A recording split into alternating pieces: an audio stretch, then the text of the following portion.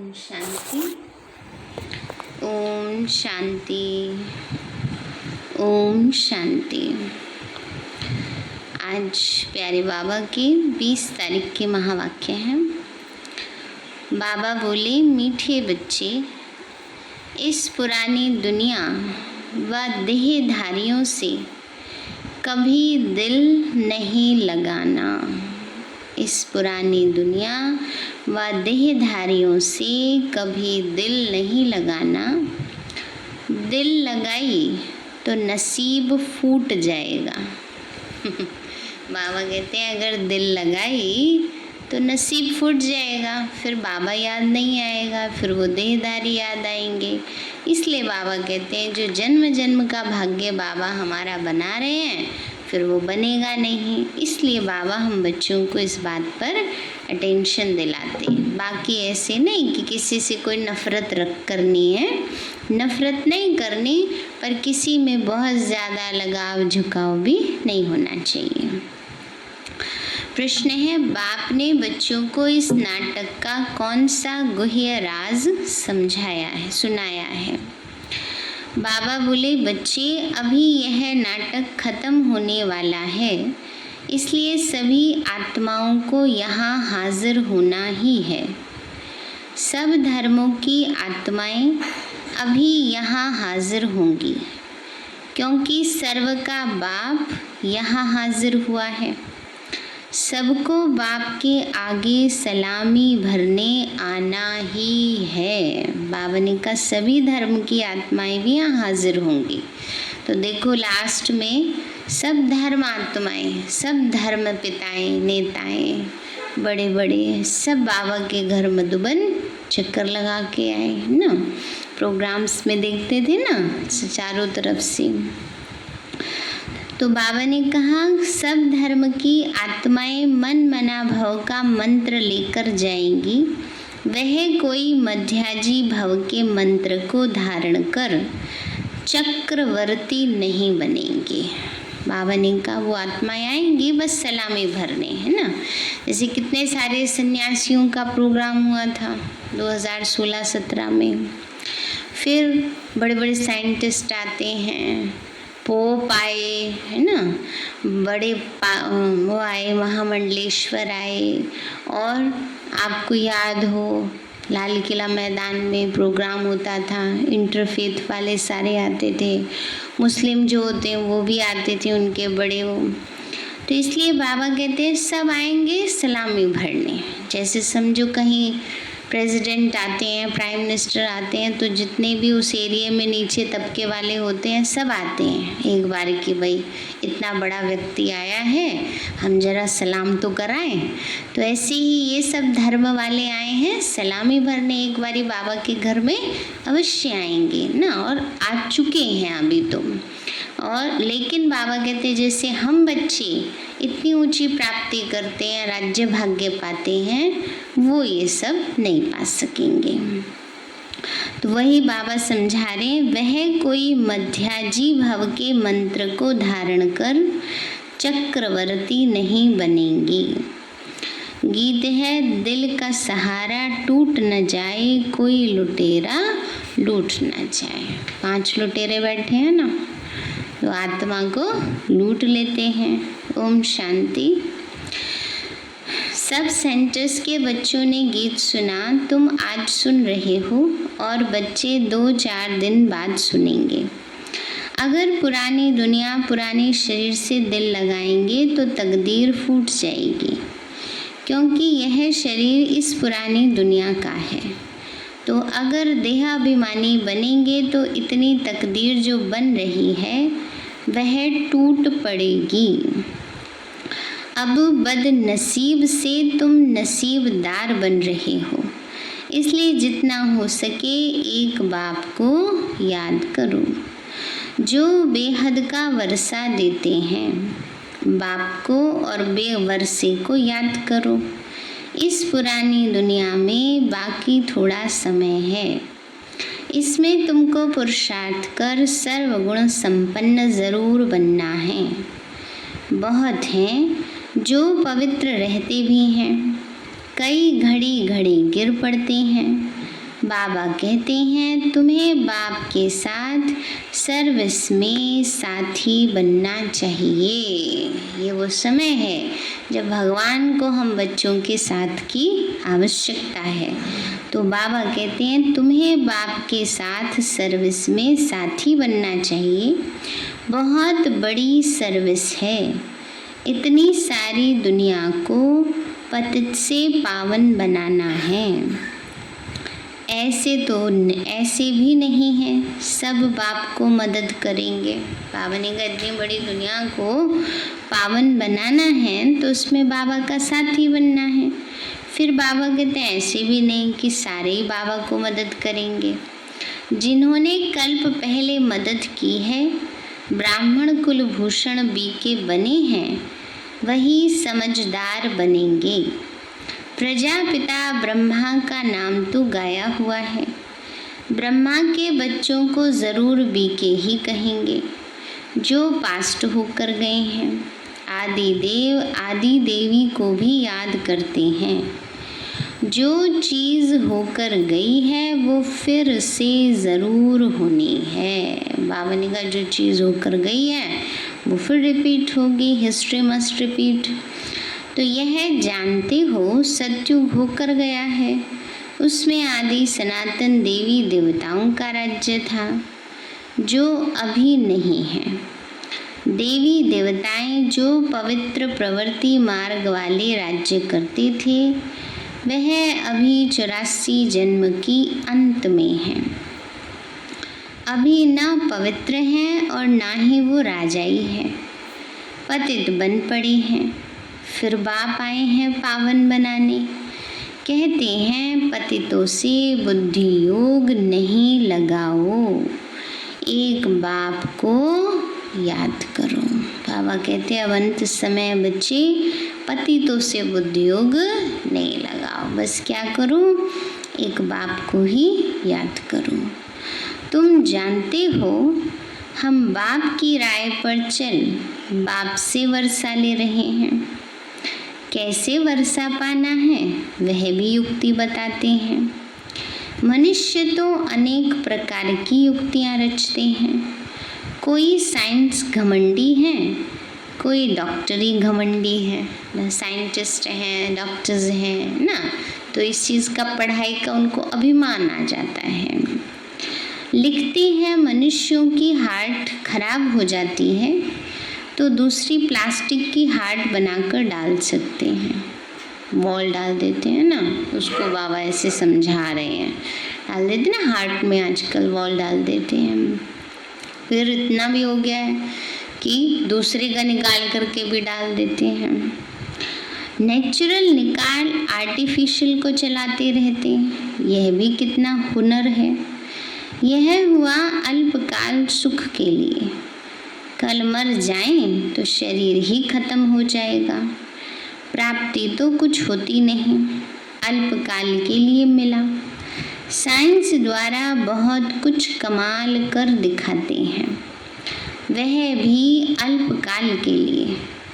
यह तो बात ही बिल्कुल न्यारी है। पावन आत्मा 84 जन्म लेते लेते अब पतित बन गई है। उस पतित आत्मा को फिर से पावन बनाना सो सिवाय बाप के और कोई कर न सके।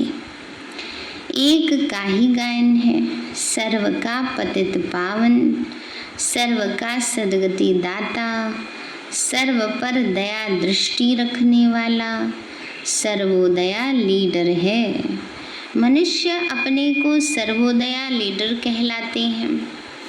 अब सर्व माना उसमें सभी आ जाते हैं। सर्व पर दया करने वाला तो एक ही बाप गाया जाता है, जिसको रहम दिल ब्लिसफुल कहते हैं। बाकी मनुष्य सर्व पर क्या दया कर सकेंगे? बाबा ने कहा बाकी मनुष्य क्या सब पर दया करेंगे? अपने ऊपर ही दया कर लें वही बहुत। अपने पर ही नहीं कर सकते तो और ऊपर क्या दया करेंगे? अब दुनिया वालों के हिसाब से सोचते हैं कोई दुखी है, परेशान है, किसी चीज़ का वो है तो उसको उस रूप में हेल्प कर देना तो दया करना हुआ, फिर तो अल्पकाल की हुई ना। सदा काल कोई किसी के ऊपर दया नहीं कर सकता। बाबा ने कहा यह दया करते हैं अल्पकाल की, नाम कितने बड़े बड़े रख दिए हैं। अब बाप कहते हैं तुमको कितनी सहज युक्ति बताता हूँ, एवर हेल्दी एवर वेल्दी बनने की। युक्ति बिल्कुल सिंपल है, सिर्फ मुझे याद करो क्योंकि तुम मुझे ही भूल गए हो। सतयुग में तो तुम सुखी रहते हो, इसलिए मुझे याद करते ही नहीं हो। तुम्हारे 84 जन्मों की हिस्ट्री ज्योग्राफी तुमको सुनाई है। तुम ऐसे राज्य करते थे, सदा सुखी थे, फिर दिन प्रतिदिन उतरते उतरते तमो प्रधान दुखी पतित बन गए हो। अब आप फिर से तुम बच्चों को कल्प पहले माफिक वर्षा दे रहे हैं। जो कल्प कल्प आकर वर्षा लेते हैं, श्रीमत पर चलते हैं। श्रीमत है ही बाप दादा की मत। बाबा कहते हैं बच्चे श्रीमत क्या है, जो इस समय हमें मुरली से मिलती है, बाप दादा की मत। बाबा कहते हैं बच्चे उनके सिवाय श्रीमत कहाँ से मिले। बाप कहते तुम विचार करो, ये हुनर कोई में है नहीं। किसी को विश्व का मालिक बनाना, उसकी युक्ति तो बाप ही बताते हैं। कहते हैं इसके सिवाय और कोई उपाय नहीं। पतित पावन बाप ही नॉलेज देते हैं ऊंचा पद पाने के लिए। बाबा कहते हैं पतित पावन बाप ही ऊंचा पद पाने की नॉलेज देते हैं, ऐसे नहीं। बाबा कहते हैं अभी बाबा ही हमें वो सच्चा ज्ञान दे रहे हैं, नॉलेज दे रहे हैं ताकि हम ऊंचा पद पा सकें। बाबा कहते हैं बच्चे ऐसे नहीं कि सिर्फ सृष्टि चक्र को जानने से ही तुम पवित्र बन जाएंगे। नहीं, बाबा कहते मुझे याद करो। ज्ञान से, ज्ञान धन है, लेकिन योग से विकर्म विनाश होते हैं। बल आता है आत्मा में विकारों को जीतने का। तो बाप कहते हैं मुझे याद करो, इस योग अग्नि से तुम्हारे पापों का घड़ा जो भरा हुआ है वह खत्म हो जाएगा। बाबा कहते हैं तुम ही 84 जन्म लेते लेते बहुत पतित बने हो। आजकल तो फिर खुद को ही शिवोहम तत्वम कह देते, या फिर कहते तुम परमात्मा के रूप हो, आत्मा सु परमात्मा। अब बाप आए हैं, तुम जानते हो, शिव बाबा की याद दिलानी पड़े। सर्व का सदगति दाता एक परमपिता परमात्मा ही है। शिव के मंदिर अलग बनाते, शंकर का रूप ही अलग दिखाते, प्रदर्शनी में भी दिखाना होता है। शिव निराकार है और शंकर आकारी है। कृष्ण तो फिर साकार में है, साथ में राधे दिखाना ठीक है। तो सिद्ध है कि यही फिर लक्ष्मी नारायण बनते हैं। बाबा कहते हैं बच्चे ये बात भी सबको क्लियर करके समझानी है। शिव अलग हैं और शंकर अलग हैं। शंकर के साथ पार्वती और परिवार दिखाते हैं, शिव के साथ नहीं।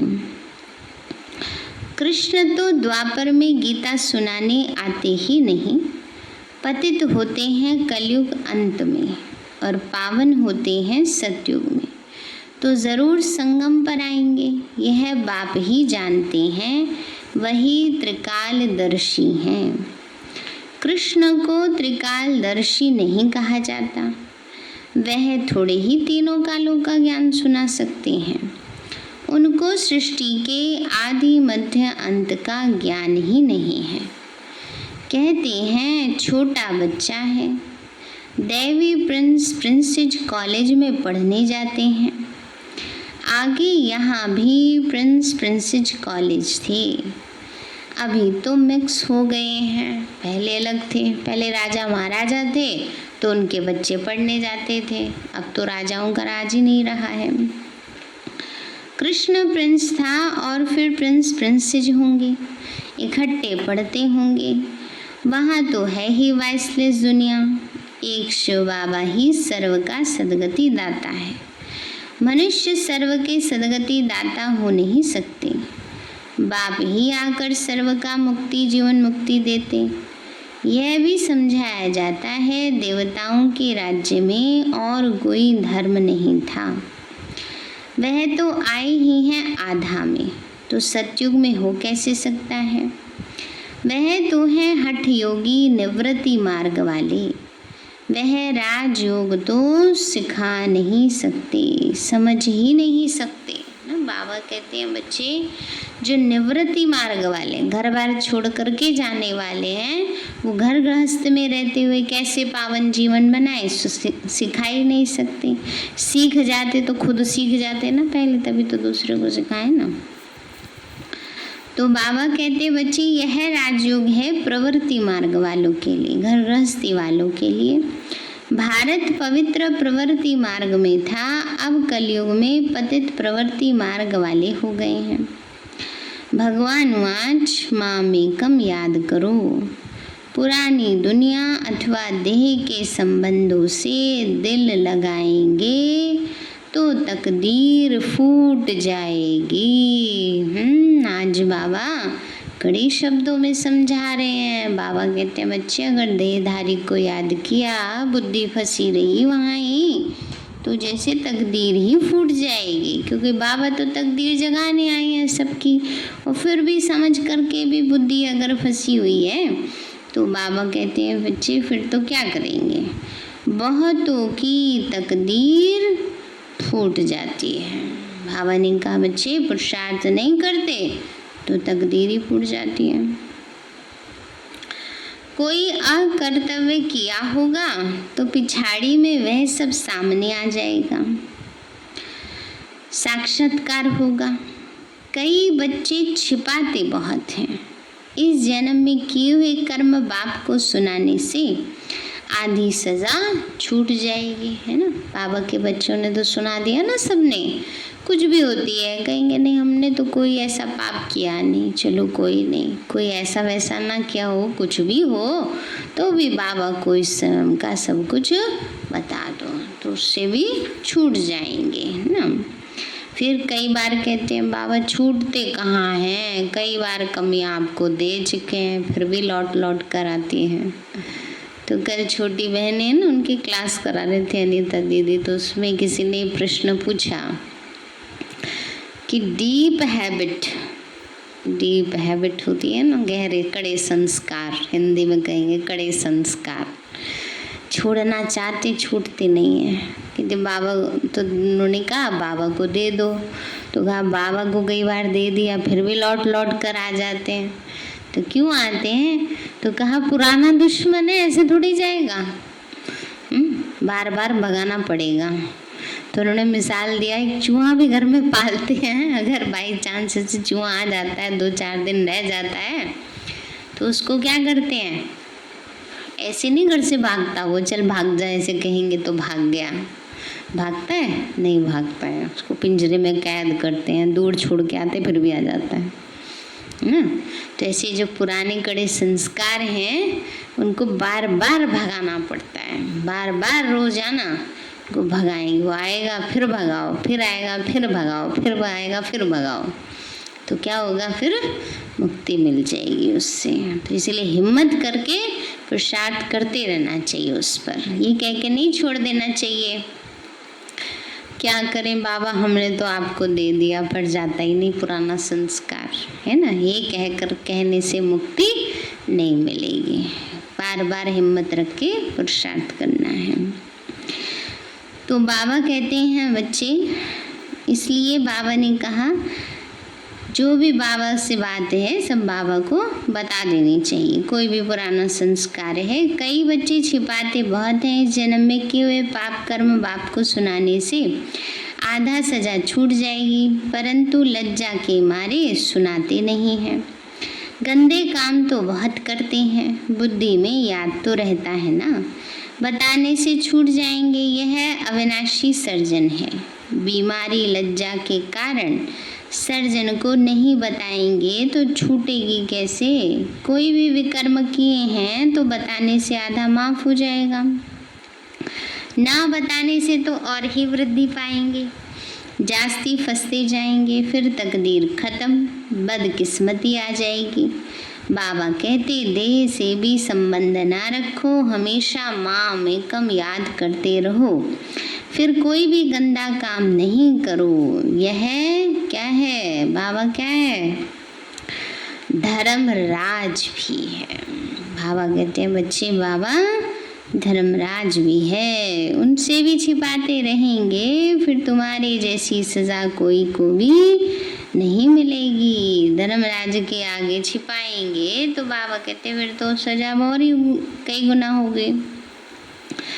जितना समय नज़दीक होगा सबको साक्षात्कार होता जाएगा।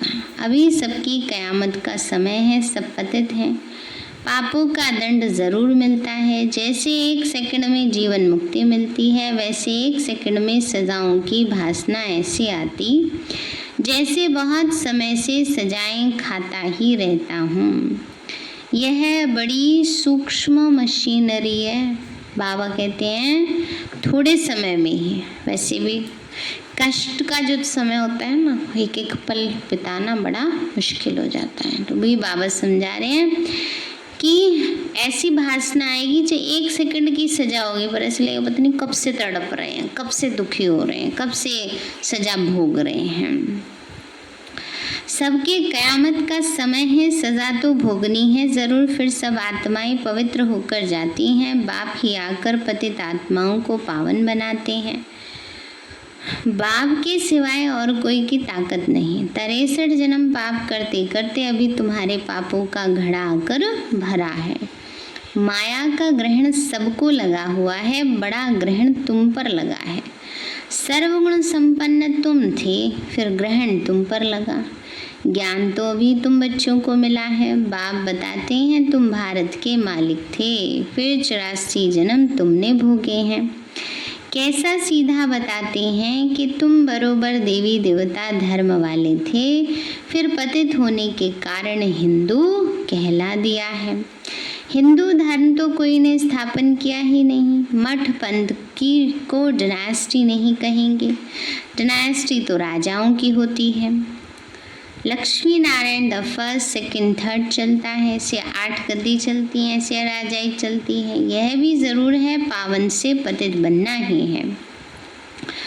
पतित होने के कारण देवी देवता कहला नहीं सकते। तुम समझते हो हम पूज्य आदि सनातन देवी देवता धर्म के थे, अपने धर्म के चित्रों को ही पूजते हैं। सिर्फ यह भूल गए हैं कि हम ही पूज्य देवी देवता थे, अब पुजारी बने हैं। अभी तुम समझते हो बाप ने वर्षा दिया था, फिर पतित बने हैं तो अपने ही चित्रों की बैठ पूजा करते हैं।